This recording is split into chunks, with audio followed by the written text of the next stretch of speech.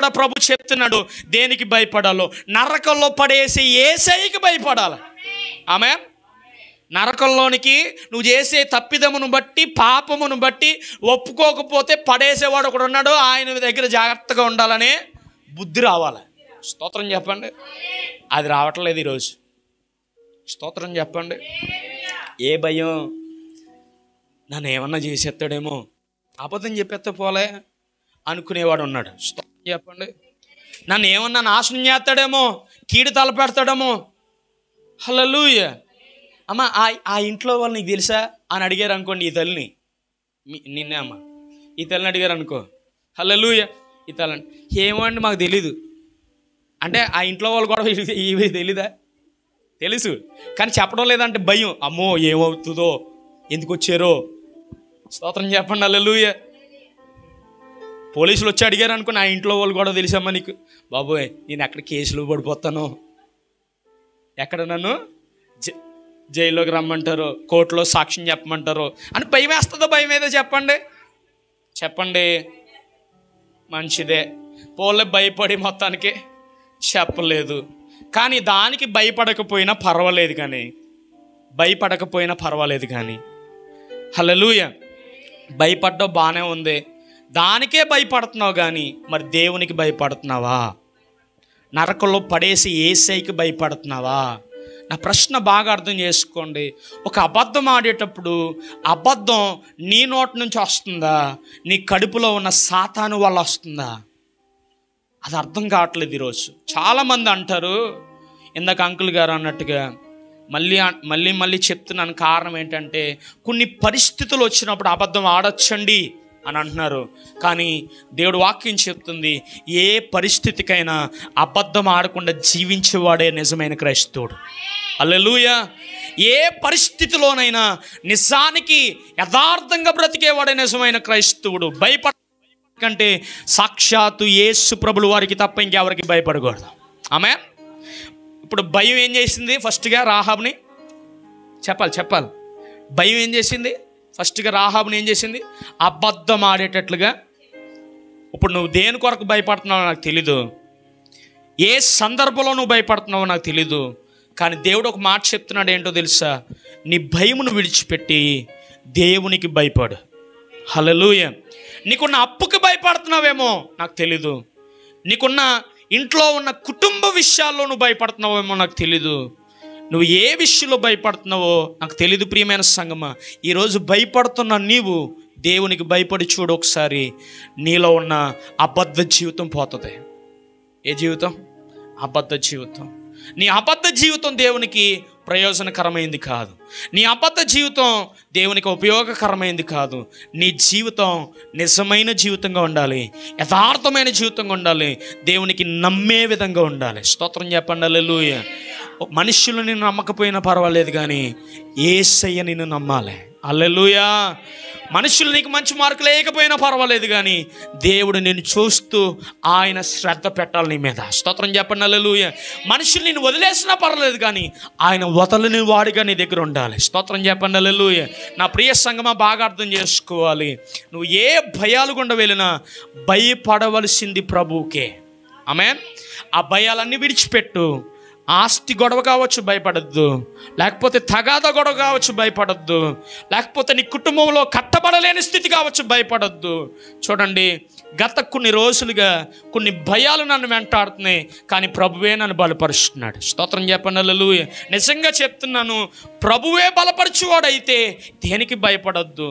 భయములన్నిటినీ తొలగించేవాడు ఆయనే. ఆమేన్. స్తోత్రం చెప్పండి. హల్లెలూయా.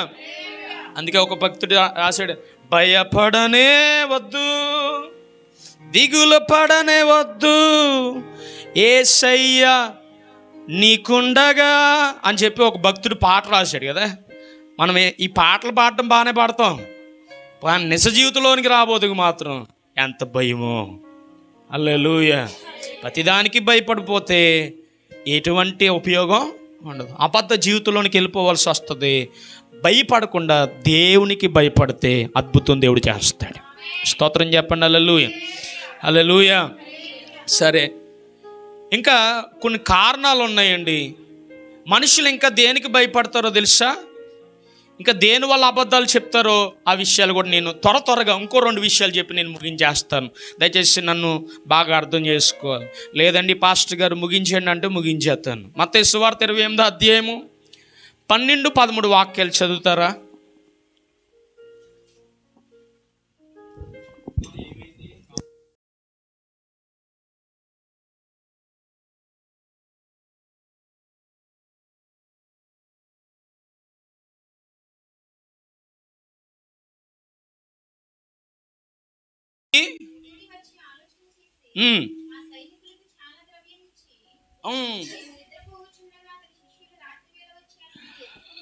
రాత్రి వేళ వచ్చి వాడిని ఎత్తుకుని పోయిరని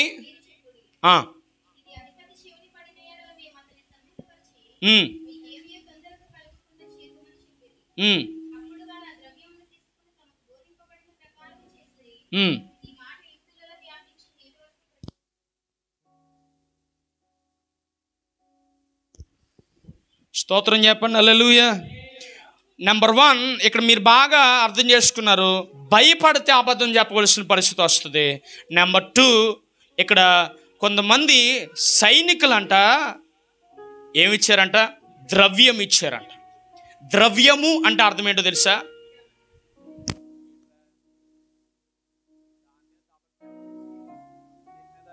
ఉన్న దాని మీద ఆ ఫోటో ఉందా, దాని మీద డబుల్ ట్యాప్ చేయి, అది ఇంటి మార్కు వస్తుంది పైన. అలా వదిలే. స్తోత్రం చెప్పండి. హల్లెలూయా. ద్రవ్యం ఇచ్చి అంటే అర్థం ఏంటంటే కొద్దిగా డబ్బు ఇచ్చారంట. ద్రవ్యం అంటే ఏంటి? డబ్బు. కొంతమంది రొక్కం అనేవారు. పూర్వం ఏమనేవారు? రొక్కం. తెలుసమ్మా మీకు? రొక్కం అంటే నవ్వుతున్నాడు. స్తోత్రం చెప్పండి. హల్లెలూయా. రొక్కం అంటే డబ్బులు అనే అర్థం. అమ్మ నువ్వు రొక్కం ఇచ్చావా? దానికి అరువు తీసుకున్నావు కదా, వాళ్ళకి రొక్కం ఇచ్చేసి వచ్చావా, తీర్చావా, నువ్వు అప్పు తీర్చేసావా అని అడిగేవారు పెద్దోళ్ళు. హల్లెలూయా. మా పాస్టర్ గారు ఎట్లా అన్ని పెద్దోళ్ళే అన్నీ చెప్తూ ఉంటాడు అన్నట్టు చదువుతున్నారు మీరు. స్తోత్రం చెప్పండి. హల్లెలూయా. హల్లెలూయా. నా భార్య తరచూ అంటది ఏమనంటే, ఎప్పుడో పాతకాలంలో ఉన్నాయి కూడా చెప్తూ ఉంటారు ఏంటండి అంటది ఆడి. స్తోత్రం చెప్పండి. హల్లెలూయా. అంటే పాతకాలంలో ఉన్నాయి చెప్తే కొంతమందికి తెలియదమ్మా, అందుకని ఇప్పుడు చెప్తున్నాను అన్నాను. స్తోత్రం చెప్పండి. హల్లెలూయా. బాగా అర్థం చేసుకోండి. ఆ ద్రవ్యం ఇచ్చారంట. ఎవరిచ్చారు? సైనికులకి ఇచ్చారంట. మేము నిద్రపోవచ్చుండగా అతని శిష్యులు రాత్రి వేళ వచ్చి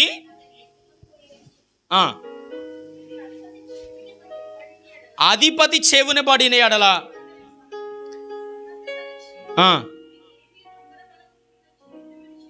అది మాట. దేవుని సేవ చేసే ప్రధాన యాజకులు అక్కడ ఉన్నారంట.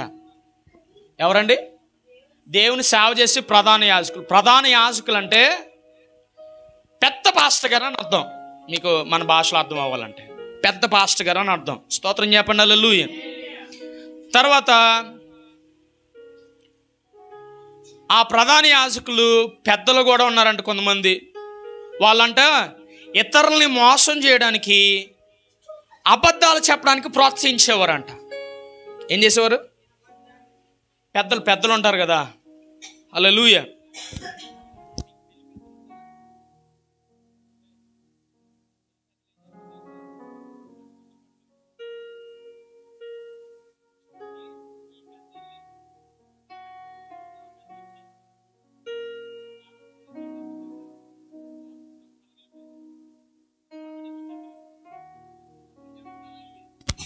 తెలుసా మీకు?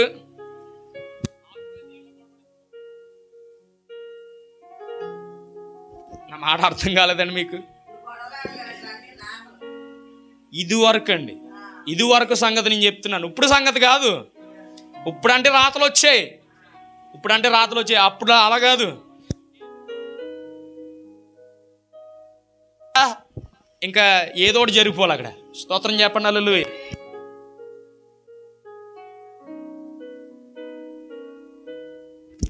పిల్లంతా ప్రశాంతంగా అయిపోయింది తర్వాత తిట్టారండి గొడవ. ఇంక ఏం చేయాలో అర్థం కాలేదు పాపం. నిజంగా చాలా వేదన వచ్చింది నాకు. ఎందుకో తెలుసా? ఒక పెండ్లి కుమారుడు రావాల్సిన ఆ తీరి రాలేదు అక్కడ. ఎలా వచ్చాడు తెలుసా? బస్సులో వచ్చారు ఆయన. నాకు చాలా బాధ అనిపించింది. ఇప్పుడు నాకు అర్థమవుతుంది, అప్పుడు నాకు అర్థం అవ్వలేదు. కానీ అప్పుడు నేను బాధపడ్డాను. ఎందుకు బాధపడ్డానంటే తర్వాత అర్థం చేసుకున్న తర్వాత ఓహో ఇలాగ కూడా సహించి ఈయన వచ్చేసాడు కనుక ఒక ఫలాన్ని దేవుడు ఇచ్చాడు ఈరోజు అనుకున్నాను. స్తోత్రం చెప్పండి. నేను చెప్తున్నానండి, కొన్ని సందర్భాల్లో మనం ఏంటో మనం తెలుస్తుంది. మనం ఎవరమో ప్రజలకు తెలుస్తుంది. ఎప్పుడో తెలుసా? కష్టం వచ్చినప్పుడు మనం ఎవరమో తెలుస్తుంది. డబ్బు కొరకు గొడవ వచ్చినప్పుడు మనం ఎవరో తెలియాలి. నువ్వు డబ్బు కోసం బతుకుతున్నావని ప్రజలకే తెలియాలి. బాబాయ్, డబ్బు కోసం బతకడం లేదని ప్రజలకి తెలియాలి. డబ్బు కోసం బతుకుతున్నామని కాదు. స్తోత్రం చెప్పండి. హల్లెలూయా. చాలామంది ఆస్తుల కొరకు గొడవాడుకునే వాళ్ళు ఉన్నారు లేదా? అంతస్తుల కొరకు గొడవాడుకునే వాళ్ళు ఉన్నారు లేదా? నేను చెప్తున్నాను యథార్థంగా, యేసు రక్తమే జయం. ఏమైపోయినా పర్లేదు, డబ్బు కొరకు అసలు గొడవ పడద్దు. స్తోత్రం చెప్పండి. హల్లెలూయా. గొడవ పడ్డావా, పరలోకంలో ఉంటుంది నీకు ఫలం, మామూలుగా ఉండదు. స్తోత్రం చెప్పండి. హల్లెలూయా. ఇక్కడ బాగానే ఉంటుంది, సున్నితంగా బ్రతికేస్తావు, గొడవలు ఎట్టుకుని జీవించేస్తావు. కానీ పరలోకంలో ఉంటుంది నీ పరిస్థితి ఊహించలేవు, అసలు ఊహించలేవు. నేను చెప్తున్నానండి, అపోస్తులైన పౌలు గారే పెంటతో ఎంచుకుంటే మనం ఎంత సమస్త ధనాన్ని ఎలాగించుకున్నాడంట. అసలు పెంట ఇది నాకు వద్దు ఇది అన్నాడంట ఆయన. స్తోత్రం చెప్పండి. ఎలా చెప్తే పెంట, నా ఆస్తి పెంట, నీకు నా డబ్బులు పెంట, నా ఇల్లు పెంట అనేవాళ్ళు ఉంటారు. అవును పెంటే. నువ్వు చచ్చిన తర్వాత ఆ డబ్బు నీతో వస్తుందా? నేనేమో ఉద్ధరిస్తుందా, బ్రతికిస్తుందా నేను? అందుకే పెంట అది. స్తోత్రం చెప్పండి. హల్లెలూయా. నువ్వు బ్రతకడానికి వస్త్రం కొనుక్కోవడానికి ఉపయోగపడుతుంది, నువ్వు వేసుకోవడానికి వస్త్రం కొనుక్కోవడానికి ఉపయోగపడుతుంది. నువ్వు తినడానికి ఒక 4,000-5,000 లోపలికి వెళ్ళడానికి ఏదో ఒక పూట అన్న పరవన్నాలని తినడానికి ఉపయోగపడుతుంది. నేను కాదంటలేదు. సుఖాన్ని తెచ్చుకోవడానికి ఉపయోగపడుతుంది, కాదంటలేదు. ఈ డబ్బు వలన ఏమైనా ఆత్మీయత వృద్ధి చెందుతుందా? నా ప్రశ్న. నీ భక్తి పెరుగుతుందా? నేను చెప్పనండి, డబ్బు పెరిగే కొలది భక్తి తగ్గిపోద్ది. డబ్బు పెరిగే కొలది. నేను అందుకే ఒక నిర్ణయం తీసుకున్నాను, నిజంగా చెప్తున్నాను వేదనతో, ప్రభువా నేను బ్రతికితే నీ కొరకు బ్రతకాలి, లేదా ఆ క్షణాన్ని చచ్చిపోవాలి. ఆమేన్. నీ కొరకు బ్రతకని రోజు చచ్చిపోవాలి నేను. అదే నా నిర్ణయం. స్తోత్రం చెప్పండి. హల్లెలూయా. మా పాస్టర్ గారు ఏది పడితే అది మాట్లాడుతున్నారు అని అనుకోవద్దండి. యథార్థంగా చెప్తున్నాను, బలిపీఠం మీద నిలబడి యథార్థంగా చెప్తున్నాను, మళ్ళీ చెప్తున్నాను వినండి. ప్రభు కొరకు బ్రతకనే రోజు నేను చావాలని నిర్ణయం తీసుకున్నాను. అంటే నన్ను నేను చంపేసుకోను, ఆయన చంపాలి. ఆమేన్. హల్లెలూయా. స్తోత్రం చెప్పండి. హల్లెలూయా. ఎందుకు ఈ మాట చెప్తున్నానో తెలుసా? డబ్బు కొరకు ఆశ కలిగి కానీ, డబ్బు కొరకు తపన కలిగి కానీ జీవించే వాళ్ళు నాశనం చేసుకునేవారు ఉన్నారు ఈరోజు. అబద్ధ జీవితాన్ని కలిగిన వారుగా ఉన్నారు. హల్లెలూయా. ఆస్తి గొడవల్లో ఈ రోజుకి అబద్ధాలు చెప్పుకుంటూ, ఒకళ్ళ మీద ఒకళ్ళు నిందలు వేసుకుంటూ, అవమానపరుచుకుంటూ, హేళన చేసుకుంటూ, నువ్వా నేనా తేల్చుకుందామని చెప్పుకునే వాళ్ళు చాలామంది ఉన్నారు. ఈరోజు చెప్తున్నాను, నీ డబ్బు వేస్ట్. నేను అంటాను, ఇది ఇంకా కర్చీఫ్, ఇది ఉపయోగపడుతుంది. నేను అంటాను, ఒక పేపరు బూడిదలో చూడండి, అగ్గి వేసి కాల్చేసిన తర్వాత బూడిదతో చూడు, అలా ఉంటుంది నీ డబ్బు. ఏం ఉపయోగపడదు, ఎవరికి ప్రయోజనకరమైంది కాదు. స్తోత్రం చెప్పండి. హల్లెలూయా. హల్లెలూయా. గట్టిగా చెప్పండి అమ్మా. కాబట్టి వారు పెద్దలతో కూడా వచ్చంట ఆలోచన చేసి ఈ సైనికులకి కొద్ది డబ్బు ఇచ్చేస్తే వీళ్ళని విడిచిపెట్టేస్తారులే అని చెప్పి ఆలోచించి సైనికులకి డబ్బు ఇచ్చారంట. ఏమిచ్చారంట? గట్టిగా చెప్పాలి. డబ్బు ఇచ్చారంట. అలా డబ్బు ఇచ్చిన తర్వాత మేము ఎత్తుకుని పోయారని చెప్పండి, ఏం పర్వాలేదు, వాళ్ళని తప్పించేసామని చెప్పండి, అలాగ ఒక సీన్ క్రియేట్ చేయండి అని చెప్పి వాళ్ళకి ఒక ఆలోచన చెప్పారంట సైనికులకి. ఎంత దౌర్భాగ్యం. హల్లెలూయా. డబ్బు ఇస్తానంటే దొంగ సాక్షి వస్తాడా?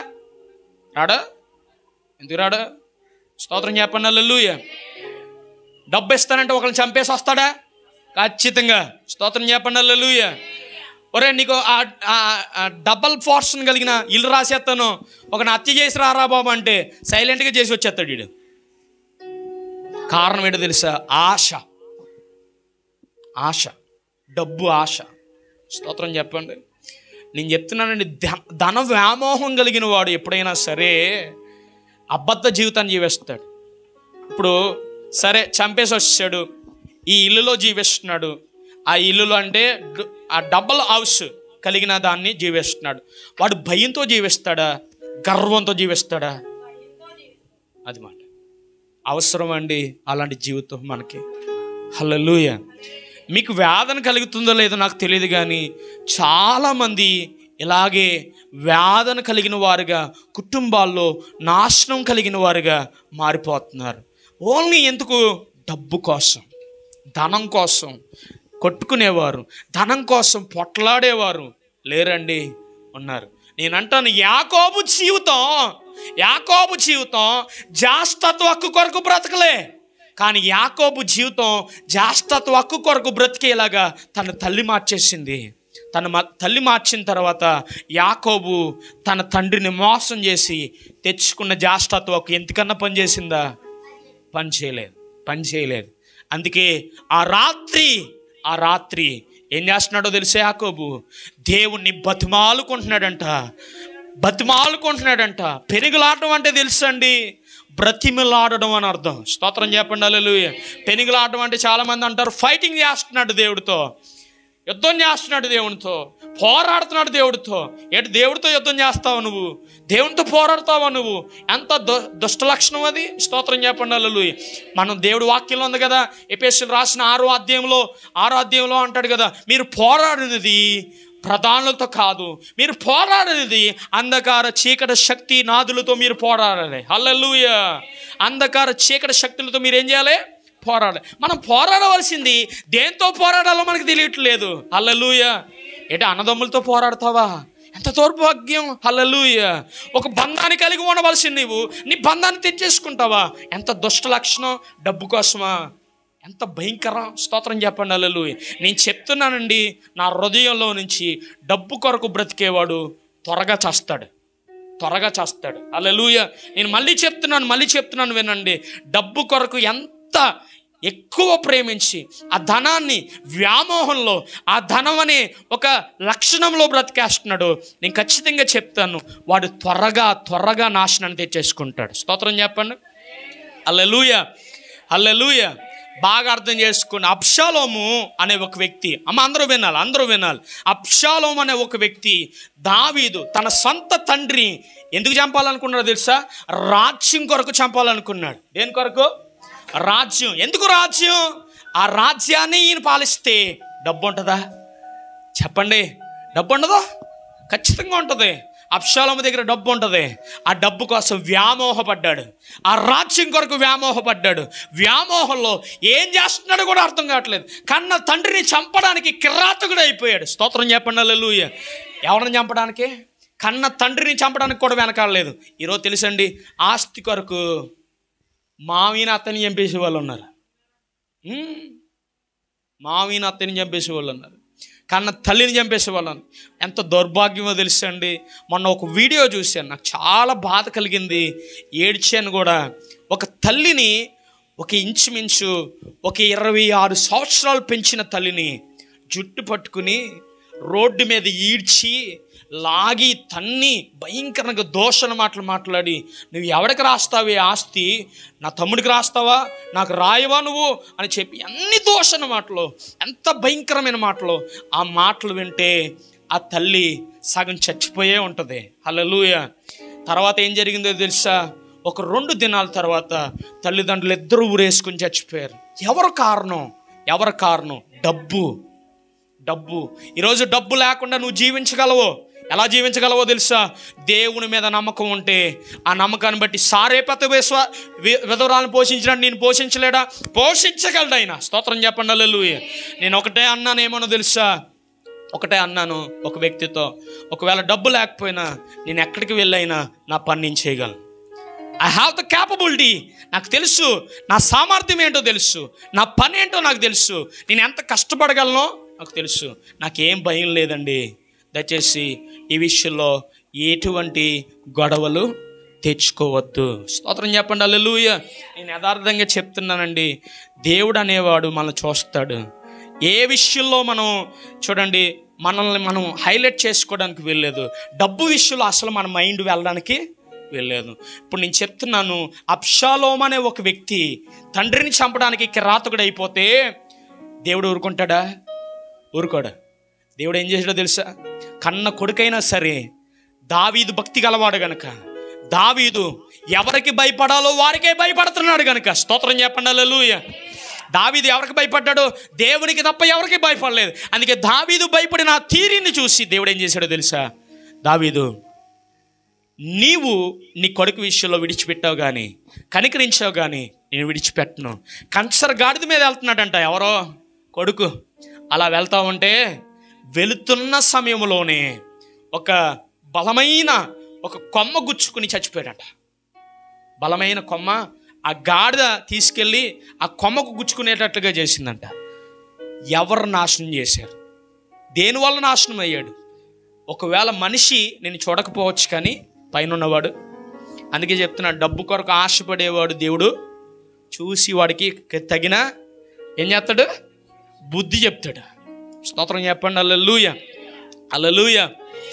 అప్పుడు వారు అన్నారంట 15 వాక్యంలో, ఆ ద్రవ్యము తీసుకుని తమకు బోధింపబడిన ప్రకారము చేశారు.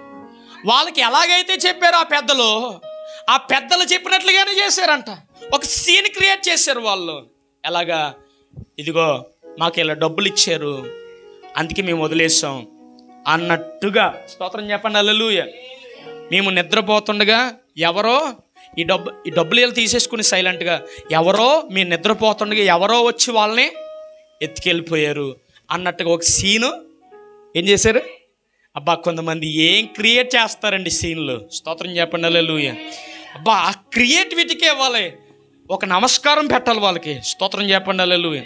ఒక అబద్ధం ఆడడానికండి అలా జరిగిందండి, ఇక్కడి నుంచి ఇక్కడికి వచ్చామండి, ఇక్కడి నుంచి అక్కడికి వెళ్ళామండి, అక్కడి నుంచి మళ్ళీ ఇక్కడికి వచ్చామండి, ఈ లోపల ఇదంతా జరిగిపోయిందండి. అబ్బా, ఏం క్రియేట్ చేస్తారండి సీన్ కొంతమంది. హల్లెలూయా. అసలు సినిమాలో కూడా ఉండవేమో ఈ ట్విస్టులు. అలా పెడతారు ట్విస్టులు. స్తోత్రం చెప్పండి హల్లెలూయా. వినేవాడికి కూడా అబద్ధం ఎలాగుంటుంది? నిజమేమో అనిపిస్తుంది. అబద్ధం ఎలా అనిపిస్తుంది చెప్పండి అమ్మా. అబ్బా, కొంతమంది ఎలా మాట్లాడతారంటే, అసలు నా తప్పే లేదండి పాస్టర్ గారు, నా తప్పే లేదండి, తప్పంతా వాళ్ళదే. ఎవరిదే? ఈలమే గొడవాడిన వాళ్ళది. మరి ఈవిడ తప్పు లేకుండా ఆతల గొడవ వస్తుందా? పోలే, గొడవ వచ్చిందే అనుకుందాం, మరి దేవుడు చూస్తాడని వదిలేయాలి కదా. మరి పాస్టర్ గారు చెప్పడం ఎందుకమ్మా అంటే, పాస్టర్ గారికి ఏంటంటే ఇప్పుడు వాళ్ళ మీద ఒక రిమార్క్ రావాలి, వాళ్ళంటే అర్థం కావాలి. ఇంకా పాస్టర్ గారికి ఈ ప్రార్థన చేసేయాలి అంతే. పాస్టర్ గారి దృష్టి రాబోదికి వీళ్ళ కోసం ఇలా. పాస్టర్ గారు ఎంత దౌర్భాగ్యం అంటే, ఓహో సరే అమ్మా నువ్వు అలా చెప్పావు కదా, సర్లే ప్రార్థన చేస్తానులే అని చెప్పాలి. చెప్పకపోతే మళ్ళీ ఏంటి? ఓహో పాస్టర్ గారు గొడవ, వెరీ గుడ్ నాన్న, గొడవ. స్తోత్రం చెప్పండి హల్లెలూయా. ఏమని గొడవ? అది మాట. స్తోత్రం చెప్పండి హల్లెలూయా. ఆలవైపు ఉన్నాడు పాస్టర్ గారు ఎంత నలిగిపోతాడంటే, అటువైపు నాయని చెప్పాలి, ఇటువైపు నాయని చెప్పాలి. ఎలా చెప్తాం అంటే, ఇప్పుడు నేను అబద్ధికుడిని అయిపోవాలి. స్తోత్రం చెప్పండి హల్లెలూయా. అమ్మ అటు చెప్పాలి, ఇటు నేను చెప్తున్నానండి. సేవకులు కూడా ఎలా తయారయ్యారు తెలుసా? ఎవరి దగ్గర ఏ మాట మాట్లాడాలో జ్ఞానంగా మాట్లాడే వాళ్ళు ఉన్నారు. నేను చెప్తున్నాను, ఎవరి దగ్గర ఏ మాట మాట్లాడినా దేవుడు చూస్తాడు. ఆమేన్. నువ్వు జ్ఞానివని నువ్వు అనుకుంటున్నావు కదా, విశ్వాసు అయిన నీవు కావచ్చు, సేవకుడు అయిన నేను కావచ్చు, జ్ఞానిని అనుకుంటున్నా మనం. ఎవరి దగ్గర ఏ మాట మాట్లాడాలో అలా మాట్లాడేసి పంపించేస్తున్నాం కదా. మరి దేవుడు చూస్తాడు, ఆయన పనిష్మెంట్ ఎత్తాడు. అప్పుడు ఉంటుంది నీకు. స్తోత్రం చెప్పండి హల్లెలూయా. అందుకే జాగ్రత్తగా నాలిక మడతడిపోయిందండి, అనాలని అనుకోలేదండి, అనేసేనండి. ఇది ఎక్కడ గొడవ?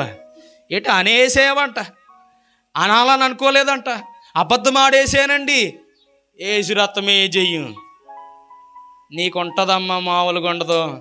దేవుడు బగబగా మండుతున్న అగ్నిగుండంలో పడేసిన తర్వాత నాలుక మీద అబ్రాహాము రొమ్మునున్న ఇదిగో ఆ యొక్క లాజరు చిటికిన వేలుతో, ధనవంతుడు అంటాడు కదా, చిటికిన వేలుతో ఒక్క చిన్న చుక్క నా నాలుక మీద పోయ్యా. చిన్న చుక్క ఎంత? మన బాటిల్తో తాగుతున్నాం కదా, ఆ బాటిల్తో తాగడానికి ఉండదు, ఇంకా చిన్న చుక్క వేయి బాబు, చిన్న చుక్కే, కొద్దిగా నోరు తడుపుకుంటాను అని అంటున్నాడు. ధనవంతుడికి ఛాన్స్ దొరికిందా చెప్పండి? ఈ లోకంలో ఉన్నసేపు ధనం ధనం ధనం ఏం ఎర్రవేగాడండి. స్తోత్రం చెప్పండి. హల్లెలూయ. ఇనుము తాగుము సుఖించుము హల్లెలూయ అని అంటున్నాడంట. కానీ పైకి వెళ్ళిన తర్వాత ఆ నరకంలో పడి ఉంటే, రే అన్నీ బాగానే చెప్తున్నా కానీ ఈ తనం బాగలేదు. స్తోత్రం చెప్పండి. హల్లెలూయ. బాగా చెప్పండి. స్తోత్రం బాగా చెప్పమన్నాను. ఇంకొదిలేని పాస్టర్ గారు మమ్మల్ని అన్నట్టు ఉంది. గట్టిగా చెప్పండి. హల్లెలూయ. గట్టిగా చెప్పండి. అది మాట. స్తోత్రం చెప్పండి ఇంకొకసారి. ఇప్పుడు బాగా అర్థం చేసుకోగలిగితే ద్రవ్యం ఇచ్చి ఎవరిని మనం కొనుక్కోకూడదు, నాశనం చేయకూడదు. నెంబర్ 1 నాకు అర్థమైందన్న వాళ్ళందరూ కూడా ఒకసారి హల్లెలూయా చెప్పండి. అయితే ఇప్పుడు చెప్పండి, నెంబర్ 1 ఏంటి చెప్పండి? దేనికోసం అబద్ధం ఆడకూడదు చెప్పినాను. దేనికి మనం అబద్ధం ఆడకూడదు? శత్రువుకి భయపడి మనం అబద్ధం ఆడకూడదు. ఆమేన్. పరిస్థితులకి భయపడి మనం అబద్ధం ఆడకూడదు. హల్లెలూయా. అప్లోడ్ ఉన్నాడు అనుకో, వచ్చాడు, బయటకు వచ్చాడు, ఎక్కడికే గేట్ దగ్గరికి వచ్చాడు. లోపల ఉన్నావు నువ్వు, ఎక్కడ లోపడే ఉంటావు, కానీ బయట ఒరే నా గుడ్ నాన్న ఆడికి అనుభవం ఉంది. స్తోత్రం చెప్పండి. హల్లెలూయా. లోపల అంటాడు ఇలానా, ఒరే మీ నాన్న లేడని చెప్పు. ఎవరు లేరు? ఎంత అబద్ధం అండి, ఎంత అబద్ధం. మారదామా మనం? మీరు నవ్వించానని మీరు అనుకుంటున్నారు, కానీ ఒక మాట చెప్తున్నాను, ఒకవేళ మనిషిగా ఆయన చూడకపోయినా బయట నువ్వు మాట్లాడిన ఆ మాట దేవుడు చూస్తున్నాడు. హల్లెలూయా. ఆయన చూస్తే ఒక మాట చెప్పలేవా? అప్పు చేసినప్పుడు ఎంత బతిమాలో, ఎంత ధైర్యంగా చేసావు. అప్పు చేసినప్పుడు ఒకసారి బయటికి వెళ్ళి, అయ్యా ఇంకా అందలేదయ్యా అని క్షమించండి. అవసరమైతే నేను అంటాను కాలు కూడా పట్టుకోవాలి. తప్పేటి? నువ్వు చేయడమే తప్పు, అప్పు చేయడమే తప్పు. అప్పు చేసినప్పుడు నువ్వేం చేయాలి? కాలు కూడా పట్టుకోవచ్చు, తప్పేం లేదు. కొంతమందికి ఎంత నామోషో, అప్పు చేసిందారు ఎత్తా పోతావేంటి, ఊళ్ళోంచి పోతావేంటి, అబ్బా ఊళ్ళోంచి పోతావా పోవా, ఆయనకి ఎందుకు కూర్చుని గొడవా, అంతే. ఇవ్వలేకపోతే తీసుకోవడం మానేయాలి. స్తోత్రం చెప్పండి. హల్లెలూయా. నేను అప్పు ఇచ్చేవాడిగా చేస్తానన్నా, అప్పు తీసుకునేవాడిగా చేస్తానడా? అమ్మ అప్పు తీసుకోమ్మా, నీ అప్పు అంతా తీసేస్తాను, రుణమాఫీ చేసినట్టు చేసేస్తాను అన్నాడా? నీ చేయగా మారుస్తాన్నాడు. ఆమేన్. నేను అంటానండి, నువ్వు భయపడకుండా ఉండాలంటే అప్పిచ్చే చేయగా మారాలని ప్రార్థన చేయాలి. ఆమేన్. ప్రభువా నా చెయ్య డబ్బులు ఎలా వెలవెలా ఆడిపోవాలని కాదు, నా చెయ్యి ఎలా ఉండాలంటే అప్పిచ్చే చేయగా మార్చు ప్రభువా. ఆమేన్. ఏ అప్పు? వడ్డీ లేని అప్పు. ఏసి రక్తం ఏ చెయ్యి. మళ్ళీ ఇది కూడా పాపమే, వడ్డీ ఉన్న పాపమే. వాక్యం చెప్తుందండి, నేనేం చెప్పడం లేదు, నాకు సొంత మాటలు ఏం అవసరం లేదు. వాక్యం ఏం చెప్తుందో అది చెప్తున్నాను. వడ్డీ ఉన్న అప్పు కూడా మంచిది కాదండి. ఒకవేళ ఇప్పటి వరకు ఎత్తే ఇచ్చారు కాక ఇంకెక్కడి నుంచి ఇవ్వకుండా మీరు ఏం చేయాలి? ఒక తీర్మానంలోకి రావాలి. స్తోత్రం చెప్పండి. హల్లెలూయా. నా మాటలు నేనేమి నా సొంత మాటలు మాట్లాడడం లేదు. కావాలంటే ఇంచుమించు 128 రెఫరెన్సులు చూపించగలను. ఎన్ని రెఫరెన్సులు? 128 రెఫరెన్సులు. వడ్డీ ఇవ్వకూడదనే రెఫరెన్సులు. స్తోత్రం చెప్పండి. హల్లెలూయా. హల్లెలూయా. నేను చెప్పగలను, వాక్యంలో ఉన్నాయి, అవన్నీ చూపించగలను. కానీ మీరు వడ్డీ ఇవ్వకుండా డబ్బులు ఇవ్వాలి. అలాంటి పరిస్థితి మీకు దేవుడు ఇచ్చుగాక. ఆమేన్. మీరు అప్పిచ్చేవారుగా ఉండాలి, అప్పు తీసుకునేవారుగా. మీ చేయి ఎక్కడ ఉండాలి? పైన ఉండాలి.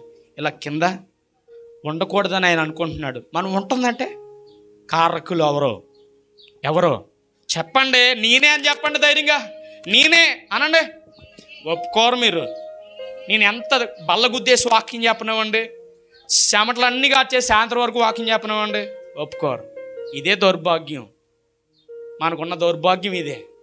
ఈ దౌర్భాగ్యం నుంచి ఎప్పుడు వస్తారో బయటికి, అప్పుడే దేవుడు విడుదలెత్తాడు. స్తోత్రం చెప్పండి. హల్లెలూయా. చెప్పండి. ఇప్పుడు చెప్పండి. నేనే అనండి. ఏటిది నేనే అంటే జగన్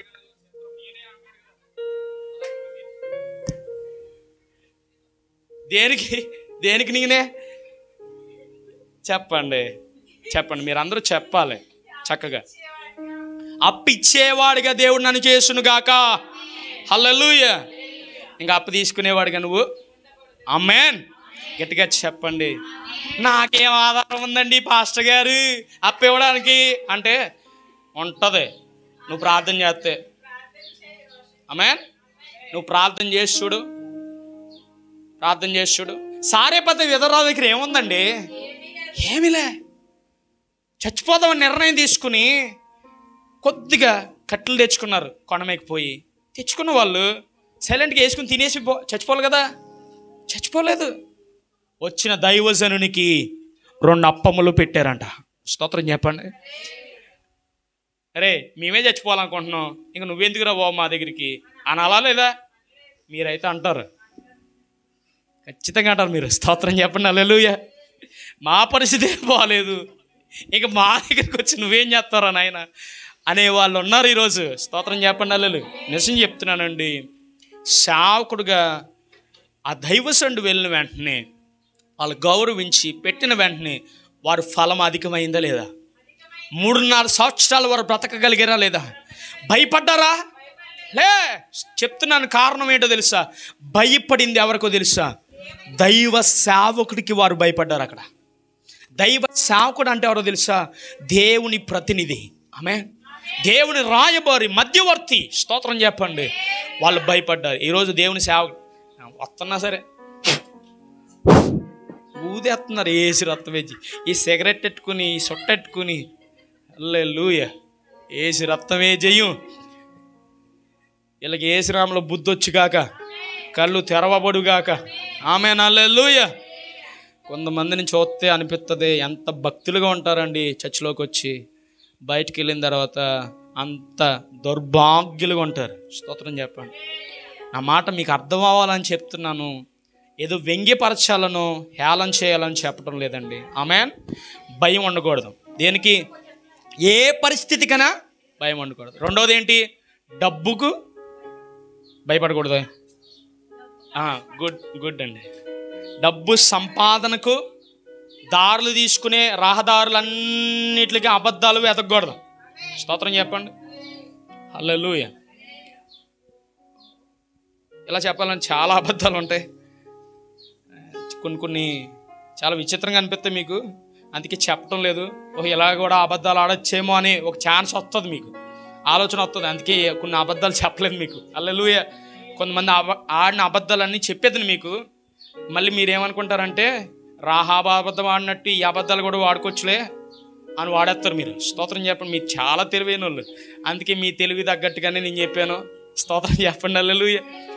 సో అబద్ధాలు ఎలా ఆడాలో నేను నేర్పించడం లేదు, అబద్ధాల నుంచి ఎలా బయటికి రావాలో మీకు నేర్పిస్తున్నాను. దేవుడు వాక్యం నేర్పిస్తుంది. అలా నేర్చుకుని మీరు బ్రతకాలని ప్రభు పేట మనవి చేస్తున్నాను. కళ్ళు మూసుకోండి. మీకు ఏం అర్థమైందో ఒక్క నిమిషం యథార్థంగా ప్రార్థన చేయండి. యథార్థంగా ప్రార్థన చేయండి. Glory. Hallelujah. Hallelujah. Thank you spirit of God. ఇంకా ప్రార్థన చేయాలి. మౌనంగా ఉండద్దు దయచేసి, అస్సలు నిశ్శబ్దంగా ఉండొద్దు. ప్రభువా నాతో మాట్లాడిన మాటను బట్టి వందనాలు, నన్ను దర్శించిన విధానాన్ని బట్టి వందనాలయ్యా. ఈరోజు నీ వాక్యం ద్వారా రాహాబు విషయంలో తండ్రి మీరు బయలుపరిచిన బయలుపాటు, ఆ ఉద్దేశం తండ్రి నాతో స్పష్టంగా మాట్లాడారు. అయ్యా ఏ విషయాన్ని బట్టి నేను భయపడుతున్నానో నాకు ప్రభువా స్పష్టంగా అర్థమయ్యేలా మీరు చేశారు. మీకు వందనాలయ్యా. తండ్రి దేనికి నేను భయపడి అబద్ధం చెప్పకూడదయ్యా. ఏ పరిస్థితిలో నేను అబద్ధికుడిగా మారకూడదయ్యా. నేను అబద్ధ జీవితాన్ని కలిగిన వ్యక్తిగా ఉండకూడదయ్యా. చెప్పండి, దయచేసి చెప్పండి. నోరు తెరవండి ప్లీజ్. దేవుడు చూస్తున్నాడని జ్ఞానంగా మీరు ప్రార్థన చేయండి. అయ్యో ప్రభువా నేనెన్నో విషయాల్లో భయపడి అబద్ధం ఆడేసాను ప్రభువా, నన్ను క్షమించు ప్రభువా. నేను అబద్ధం ఆడేసాను, నన్ను క్షమించు ప్రభువా. డబ్బు కోసం నేను ఆశపడి అప్పులు వచ్చినప్పుడు, అయ్యా ప్రభు అప్పులు తీసుకున్నప్పుడు కూడా నేను అబద్ధాలు ఆడేసాను, నన్ను క్షమించు ప్రభు. నా పెళ్లి చేసుకున్నప్పుడు కూడా నేను అబద్ధాలు ఆడేసాను, నన్ను క్షమించు ప్రభు. తండ్రి నా పిల్లల విషయంలో అబద్ధం ఆడేసాను, నన్ను క్షమించు ప్రభు. తండ్రి ప్రతి విషయంలో నేను అబద్ధం ఆడేసాను, నన్ను క్షమించు తండ్రి. ఎవరి దగ్గర నువ్వు అబద్ధం ఆడేవో అన్నీ ఒప్పేసుకో. భయంతో నువ్వు ఒకవేళ అబద్ధం ఆడి ఉంటే ప్రభు, ఈ భయం వల్లే నేను అబద్ధం ఆడేసాను, నీకు తెలుసు కాదు ప్రభు, నన్ను క్షమించు ప్రభు. ఈరోజు దేవుడు నీతో చెప్పిన వెంటనే నువ్వు లోబడ్డం దేవునికి కావాలి, ఒప్పుకోవడం దేవునికి కావాలి, నువ్వు అది విడిచిపెట్టడం దేవునికి కావాలి. నువ్వు అబద్ధికుడిగా జీవించడం దేవునికి ఇష్టం లేదండి. ఒక అబద్ధికుడిగా జీవించడం దేవునికి ఇష్టం లేదండి. అబద్ధికుడిగా నువ్వు ఉంటే దేవుడు నీకు న్యాయం తెచ్చుడు. అబ్రహాము అబీమెలెకు అనే ఒక వ్యక్తి దగ్గర, ఒక రాజు దగ్గర అంటాడు కదా, ఈమె నా చెల్లి, భార్యని చెల్లిని చేసేసాడు.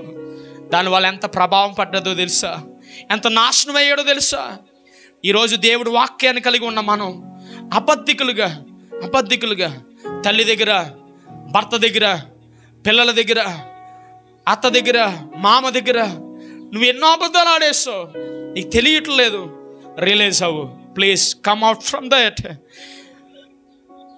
అబద్ధం ఆడడం నీకు మంచిది కాదండి. అబద్ధం ఆడడం నీకు శ్రేష్టమైంది నువ్వు అనుకోవద్దు.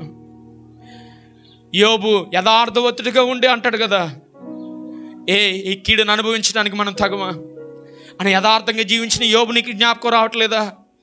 హన్నా నీకు జ్ఞాపకం రావట్లేదా? దావీదు నీకు జ్ఞాపకం రావట్లేదా?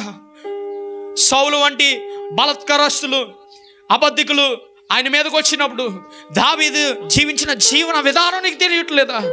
ఎన్ని వాక్యాలు అంటున్నావు, ఎన్ని వాక్యాలు నేను హెచ్చరిస్తున్నాయి, ఎన్ని మాటలు దేవుడు నీతో మాట్లాడుతున్నాడు. కానీ నువ్వు హెచ్చరింపబడుతున్నావా? దేవుని వాక్యం చేత సిద్ధపడే ఆ యొక్క జ్ఞానం నీకు ఉంటుందా? దయచేసి ప్రభువా నన్ను మార్చు ప్రభువా, నీ వాక్యం చేత నన్ను కట్టు ప్రభు.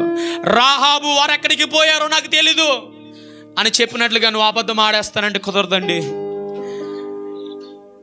కొన్ని పరిస్థితులు అబద్ధం ఆడొచ్చని ఆ నిర్లక్ష్య వైఖరి నీకు వద్దు. దేవుడు నీతో ఏం మాట్లాడాలనుకుంటున్నాడు ఆ మాటను మాత్రమే నువ్వు బాగా ధ్యానం చేయి. అగ్నిలో వేసే యేసయ్యకి తప్ప ఎవరికి భయపడద్దు. అగ్నిలో వేయబడే ఆ రోజుకి తప్ప ఇంక దేనికి భయపడద్దు. ఆ ఉగ్రత దినము కొరకు తప్ప ఇంక దేనికి భయపడద్దు. నువ్వు ఆ రోజు పిల్లజాడ తల్లికొండదు, తల్లిజాడ పిల్లకొండదు. చెట్టు కుక్కలు పొట్టు కుక్కలు అయిపోయే పరిస్థితి వస్తుందని మనకు వాక్యం సెలవిస్తుంది. అలాంటి పరిస్థితి రాకముందే ప్రభువా నీ వాక్యానికి నేను సిద్ధపడుతున్నా. డబ్బు కొరకు నీకు ఆశ ఉండకూడదు. డబ్బు సంపాదన కొరకు నువ్వు అబద్ధం ఆడవలసిన పని లేదు. మోసగించి నువ్వు సంపాదించవలసిన పని లేదు.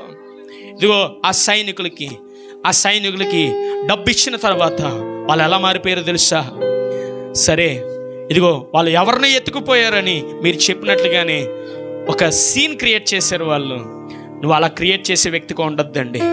నీ డబ్బు కోసం, నీ ధనం కోసం, వ్యామోహం కోసం ఏది పడితే అది చేయొద్దు. నరహత్య చేసేవాడిగా నువ్వు ఉన్నావేమో, దొంగతనం చేసే వ్యక్తిగా ఉన్నావేమో, ఒకరిని చంపే వ్యక్తిగా ఉన్నావేమో, అబద్ధ సాక్షిగా నువ్వు బ్రతికేస్తున్నావేమో.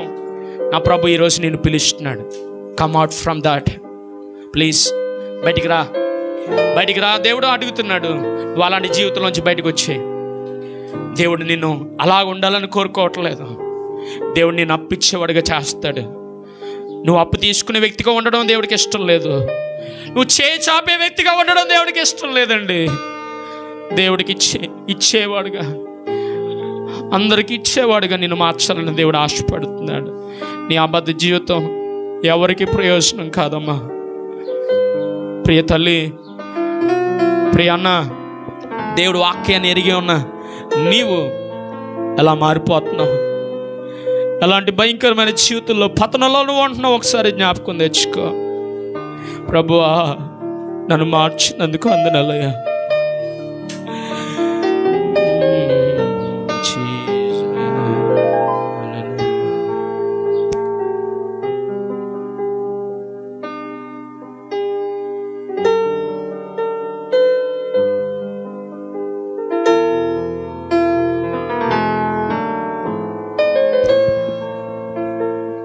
అలాంటి తీర్మానంకి వస్తే ఇప్పుడే ప్రార్థన చేస్తాను.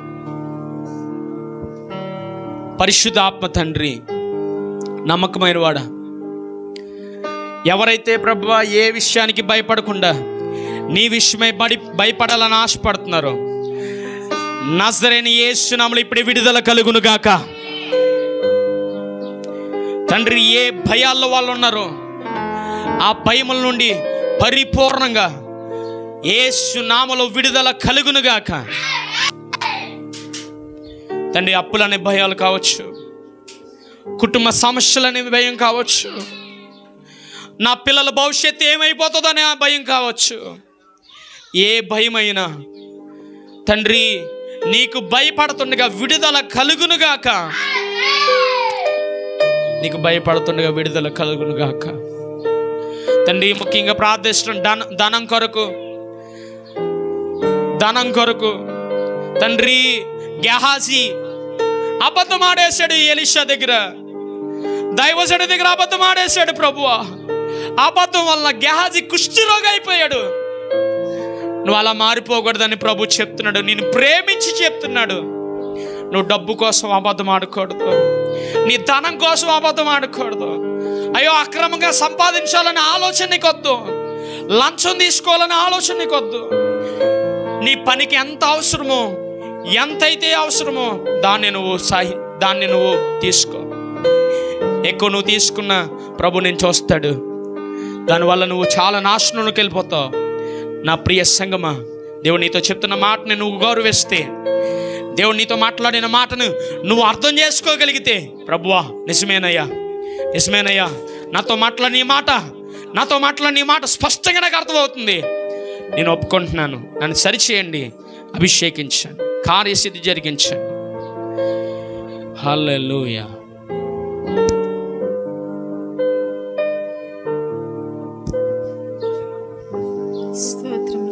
స్తోత్రములు ప్రభా. పరిశుద్ధాత్ముడా, మీకే వందనాలు. గొప్ప దేవుడా, మీకు స్తుతి స్తోత్రములు చెల్లించుకుంటున్నాం ప్రభా. యేసయ్యా, మీకే